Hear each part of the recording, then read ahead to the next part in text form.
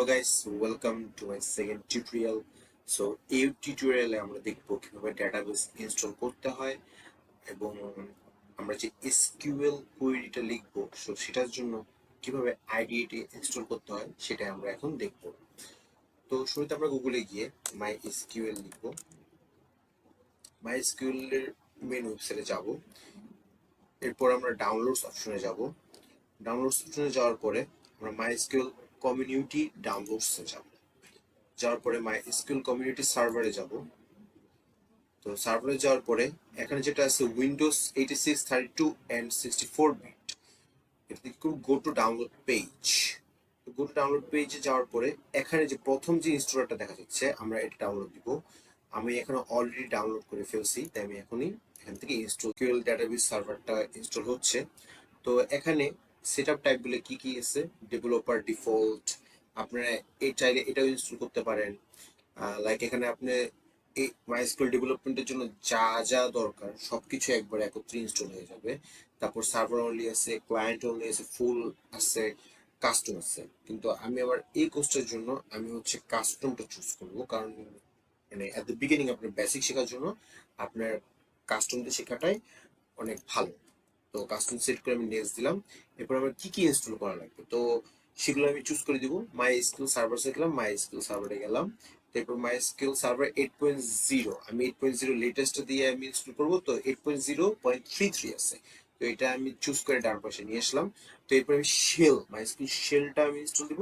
তো MySQL shell কোথায় আছে, এই অ্যাপ্লিকেশনের মধ্যে MySQL শেল আছে। MySQL শেলটা আমি আবার এটা আরো এর ভিতরে ঢুকলাম। তো MySQL শেল 8.0 আছে। তো MySQL শেল 8.0 লেটেস্ট ভার্সন যেটা 0.33 64 বিট, এটা আমি ডান পাশে নিয়ে আসবো। তো আমি এই দুইটা ইনস্টল করব। এখন আপনি যদি চান আপনারা চাইলে সবগুলো ইনস্টল করতে পারেন, কিন্তু আমি এই দুইটাই ইনস্টল করে আপনাদেরকে দেখাবো। এরপর আমি নেক্সটে যাই। তো এখানে আছে কি রেডি টু ডাউনলোড, দুটোই পুরো ডাউনলোড হওয়ার জন্য রেডি হয়ে গেছে। তো এখন আমি এই দুটো ডাউনলোড করার জন্য কি করবো, এক্সিকিউট করব। তো এটা ডাউনলোড হওয়ার জন্য কিছুক্ষণ আর কি অপেক্ষা করতে হবে। তো আমার এই প্রোডাক্টগুলো ডাউনলোড হয়ে গেছে। তো আমি এখন নেক্সট স্টেপে যাব। নেক্সট স্টেপে যাওয়ার পর আমি দেখতেছি এই যে প্রোডাক্ট দুটো আমি ডাউনলোড করছি, তো এগুলো আমার ইনস্টল করার জন্য রেডি হয়ে গেছে। তো আমি কি করব, এক্সিকিউট দিয়ে দিব। তো এক্সিকিউট দিলে কি হবে, আমার এই দুটো প্রোডাক্ট ইনস্টল হওয়া শুরু করে দিবে। তো আমাদের এখন কিছুক্ষণ ওয়েট করা লাগবে ইনস্টল হওয়ার জন্য। সো আমাদের ইনস্টলেশন কমপ্লিট হয়ে গেছে। সো আমরা নেক্সট স্টেপে যাব। তো এখন কনফিগারের জন্য রেডি হয়ে গেছে। তো আমরা এখন নেক্সট স্টেপে যাব। তো এখানে যেগুলো আছে সেগুলোই থাকুক। আমরা পোর্ট, এক্স প্রোটোকল পোর্ট, এগুলো আমি কিছুই চেঞ্জ করবো না, ডিফল্ট যা আছে তাই থাকুক। তারপর নেক্সট স্টেপে গেলাম। তারপর use strong password encrypting for authentication. তো আমরা নেক্সট স্টেপে গেলাম। তো এখন আমার ডিফল্ট ভাবে আমার আর কি রুট নামে অ্যাডমিন প্যানেলটা খোলা আছে। তো এখন আমার একটা পাসওয়ার্ড দিতে হবে। তো আপনারা আপনার মতো পাসওয়ার্ড দিয়ে নেবেন, আমি আমার মতো করে পাসওয়ার্ড দিয়ে নিচ্ছি।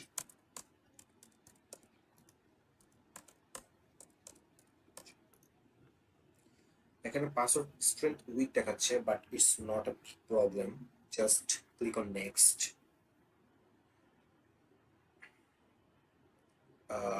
and click on next. Yes, grant full access. Click on next. Execute দিবেন। এই যে কনফিগারেশন গুলো আছে এগুলো সব এক্সিকিউট হয়ে যাবে। So click on finish, next, start MySQL shell after setup. এটা আপনি ঠিক দিয়ে রাখতে পারেন, নাও দিয়ে রাখতে পারেন। আমি এটা ক্লিকটা সরিয়ে দিলাম। ফিনিশ, আমার MySQL ডেটাবেসটা ইনস্টল হয়ে গেছে। তো আমি এখন আমার MySQL ডেটাবেসটা যে ইনস্টল হয়েছে আমি এখন আমার কমান্ড লাইনটা খুলবো। তো এখানে দেখেন MySQL লেখার পর কমান্ড লাইন ক্লায়েন্ট আসছে। তো আমি এটা ক্লিক করে ওপেন করলাম। তো আমার পাসওয়ার্ডটা চাচ্ছে। এখানে আপনি যে ইন্টার রুট পাসওয়ার্ডের সময় যেটা দিচ্ছিলেন আর কনফার্ম পাসওয়ার্ডের ক্ষেত্রে যেটা দিচ্ছিলেন সেই পাসওয়ার্ডটা এখানে লিখবেন। তো আমি আমারটা দিয়ে নিচ্ছি, আপনারা আপনাদেরটা দিয়ে নেন। তো আমার পাসওয়ার্ডটা ম্যাচ খেয়েছে, আমার ডেটাবেসের মধ্যে ঢুকে গেছে। তো আমরা ডেটাবেসের মধ্যে ঢুকলাম। এখন ডেটাবেসের মধ্যে একটা ডেটাবেস ক্রিয়েট করা লাগবে, তাই না? আমি যে আমার টেবিলগুলো যে রাখবো, তো সেই জন্য আমার ডেটাবেসটা ক্রিয়েট করা লাগবে। তা আমি একটা ডেটাবেস ক্রিয়েট করি একটা নাম দিয়ে। তো ডেটাবেস ক্রিয়েট করার জন্য যে কমান্ড লাইনটা আছে, তো সেটা হচ্ছে ক্রিয়েট ডেটাবেস, তারপর ডেটাবেসের নাম। তো লিখব কি ক্রিয়েট ডাটাবেস, আর ডাটাবেসের নাম দিলাম হচ্ছে এসকিউএল বেসিক্স দিলাম। ওকে, বেসিক্স, তারপরে এন্টার চাপলাম। আমার কোয়েরি ওকে, ওয়ান রো এফেক্টেড, এটা মানে বোঝাচ্ছে আমার আসলে যে ডেটাবেসটা মাত্র ক্রিয়েট করলাম সেটা আসলে ক্রিয়েট হয়ে গেছে। এটা যে ক্রিয়েট হয়েছে আপনারা এটা বুঝবেন কিভাবে, এটার জন্য আরেকটা কমান্ড লাইন আছে, তো সেটা হচ্ছে শো ডেটাবেসেস। দেখেন এখানে যে সময় শো ডেটাবেসেস লিখলেন, এখানে কিন্তু আপনারা দেখতে পাচ্ছেন ডেটাবেস মধ্যে কি কি আছে, information schema, my SQL, performance schema, SQL basics. এই এসকিউএল বেসিকটাই আমি হচ্ছে মাত্র ডেটাবেসটা, নতুন ডেটাবেসটা ক্রিয়েট করলাম। তো আমার ডেটাবেস ক্রিয়েট করা শেষ। তো এখন হচ্ছে আমি আমার যে আইডিটা লাগবে, যেখানে আমি আমার এসকিউএল কোয়েরিটা লিখবো আর আমার ডেটাবেসের সাথে কানেক্টেড করব, তো সেটার জন্য আমার একটা আইডির প্রয়োজন। সো সেটাই আমরা এখন দেখি। তো আমরা গুগলে গেলাম, তো গুগলে গিয়ে আমরা হচ্ছে পপ এসকিউএল লিখলাম, পপ এসকিউএল ডট আইও। তো এখন এটার ওয়েবসাইটে ঢোকার পরই এরকম একটা পেজ চলে আসবে। আপনি চাইলে আপনার অ্যাকাউন্ট ক্রিয়েট করে রাখতে পারেন, অথবা ধরেন অ্যাকাউন্ট ক্রিয়েট করা ছাড়া আপনি এখান থেকে ডেস্কটপ ডাউনলোড করে নেবেন, অথবা হচ্ছে আপনি যদি ডেস্কটপ অ্যাপ ছাড়া ওয়েব ব্রাউজারটা ইউজ করতে চান তো সেটাও ইউজ করতে পারবেন। তো আমি প্রিফার করি হচ্ছে এই অ্যাপটা নামানো। তো এটা আমি আগে থেকেই ডাউনলোড করে রাখছিলাম। তো আমার এখান থেকে আমি ইনস্টলটা দিই। তো আমার পপ আপ এসকিউএল এর সেটআপটা, ইনস্টলেশনটা শুরু হলো।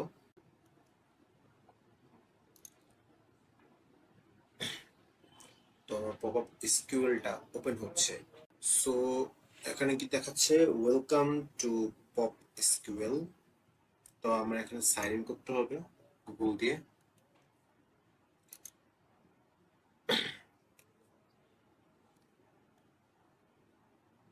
তো এখন আমি সাইন ইন করে নিচ্ছি, এখন আমি রিটার্ন টু পপ এসকিউএল। তো হচ্ছে ওপেন পপ এসকিউএল ওপেন করতে বলতেছে পপ আপ লোডটা দিয়ে। তো আমি ক্লিক করব। তো ক্লিক করার পর আমার পপ এসকিউএলটা ওপেন হয়ে গেছে। তো আমি আমার এই পপ আপ এসকিউএল কি করব, ডেটাবেসের সাথে কানেক্টেড করব। তো আমার এখানে কি করতে হবে, এই ডেটাবেসের সাথে কানেক্ট করার জন্য প্রিফারেন্সে যাওয়া লাগবে। প্রিফারেন্সে গিয়ে আমি এটাকে বড় করে নিই। প্রিফারেন্সে গিয়ে কানেকশনসে যাওয়া লাগবে।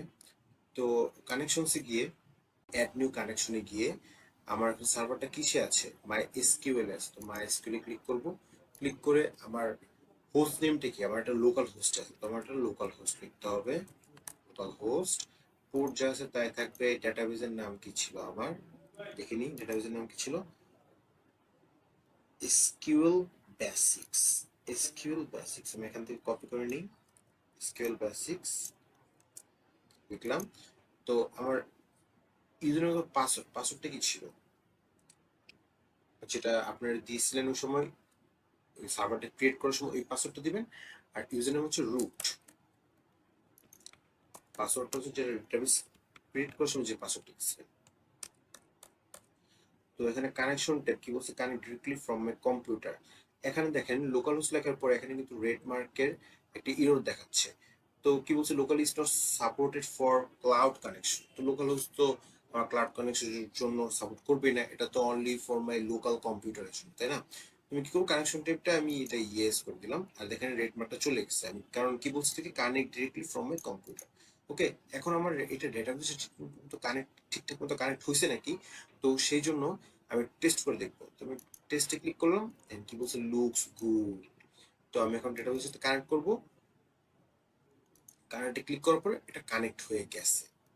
ডেমো দিয়ে আমার কোয়েরিটা আমি ওপেন করতেছি। তো এখন আমি আমার এই জায়গার মধ্যে আমি দেখি আসলে আমার এই আইডিটা আমার সার্ভারের সাথে কানেক্টেড হয়েছে কিনা। যদি এখান থেকে দেখি আমার ডেটাবেস এসকিউএল বেসিক নামটা শো করে কিনা।